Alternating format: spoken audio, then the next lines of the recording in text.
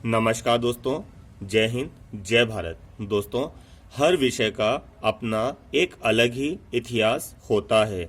तो आज हम इस वीडियो में जानेंगे हिंदी साहित्य के इतिहास से जुड़े समस्त सही विकल्प। इनसे संबंधित प्रश्न मध्य प्रदेश की बोर्ड व लोकल परीक्षाओं में तथा यूजीसी नेट की परीक्षाओं में पूछे जाते हैं और हिंदी एमए व बीए की परीक्षाओं में और समस्त प्रतियोगिता परीक्षाओं में पूछे जाते हैं दोस्तों। इसलिए आपको ये वीडियो ध्यानपूर्वक देखना चाहिए। तो सबसे पहले हम देखते हैं आखिर इतिहास होता क्या है। अतीत के तथ्यों का, तथ्य मतलब होता है दोस्तों सबूत, और अतीत मतलब होता है बीता हुआ कल। तो अतीत के तथ्यों का वर्णन, विश्लेषण जो कालाक्रमानुसार यानी काल के अनुसार, युगों के अनुसार किया गया हो, इतिहास कहा जाता है। दूसरा हम देखते हैं हिंदी साहित्य के इतिहास का लेखन सर्वप्रथम फ्रेंच विद्वान गार्सा दा तासी द्वारा प्रारंभ किया गया था। यह बहुत ही इंपॉर्टेंट प्रश्न है दोस्तों। हिंदी साहित्य के इतिहास का लेखन सर्वप्रथम फ्रेंच विद्वान गार्सा दा तासी द्वारा प्रारंभ किया गया था। इन्होंने किताब लिखी थी जिसका नाम था इस्तवार द ला लिटरेक्यूर एंदोई एंदुस्तानी।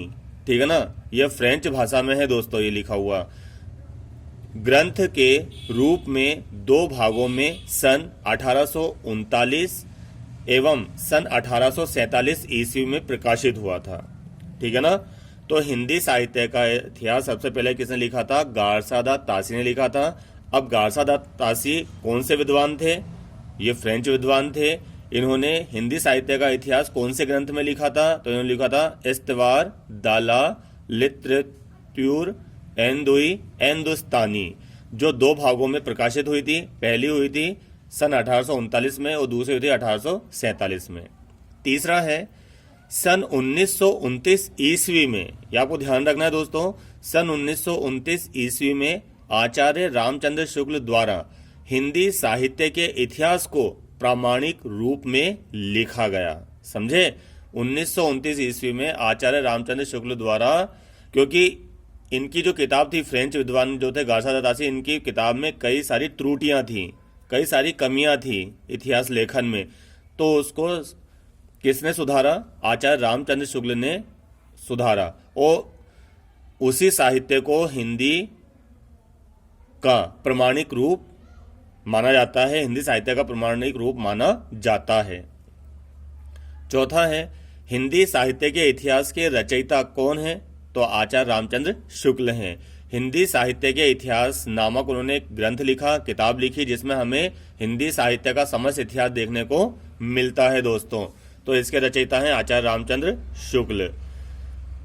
फिर है पांचवा, रामचंद्र शुक्ल हिंदी साहित्य के इतिहास को, रामचंद्र शुक्ल ने हिंदी साहित्य के इतिहास को 4 भागों में बांटा है। आचार्य रामचंद्र शुक्ल ने हिंदी साहित्य के इतिहास को 4 भागों में बांटा है। यह भी ध्यान रखना है आपको, पूरे इंपोर्टेंट प्रश्न है दोस्तों ये। छठा है हिंदी साहित्य का इतिहास 1000 साल पुराना है। हिंदी साहित्य का इतिहास कितने हजार साल पुराना है दोस्तों? 1000 साल पुराना है। सातवां है हिंदी साहित्य का इतिहास का प्रथम युग आदिकाल है, जिसे वीर गाथा काल भी कहते हैं। यह भी आपको ध्यान रखना है। हिंदी साहित्य का इतिहास का प्रथम युग है आदिकाल, जिसे वीर गाथा काल भी कहते हैं। इसे चारण भाट काल भी कहते हैं, इसे रासो काल भी कहते हैं, इसे अपभ्रंश काल भी कहते हैं दोस्तों। आठवां है हिंदी साहित्य का दूसरा युग पूर्व मध्य काल है, जिसे भक्ति काल कहते हैं और इसे हिंदी साहित्य का स्वर्ण युग भी कहा जाता है। नवा है हिंदी साहित्य का तीसरा युग है उत्तर मध्य काल, जिसे हम रीति काल के नाम से जानते हैं और इसे हम श्रृंगार काल भी कहते हैं दोस्तों। और भी है दोस्तों। हिंदी साहित्य का चौथा काल आधुनिक काल है। हिंदी साहित्य का चौथा काल कौन सा दोस्तों? आधुनिक काल है, जिसे वर्तमान काल कहते हैं, जो आज तक चल रहा है। 11वां है हिंदी साहित्य का प्रथम महाकाव्य पृथ्वीराज रासो है आचार्य रामचंद्र शुक्ल के अनुसार, जिसके रचयिता चंद्रवरदाई हैं। तो हिंदी साहित्य का प्रथम महाकाव्य कौन सा है? पृथ्वीराज रासो है, ये ध्यान रखना है आपको। इसके रचयिता हैं चंद्रवरदाई, जिन्होंने पृथ्वीराज रासो लिखा। ये पृथ्वीराज रासो के मित्र थे दोस्तों, उनके दरबारी कवि हैं।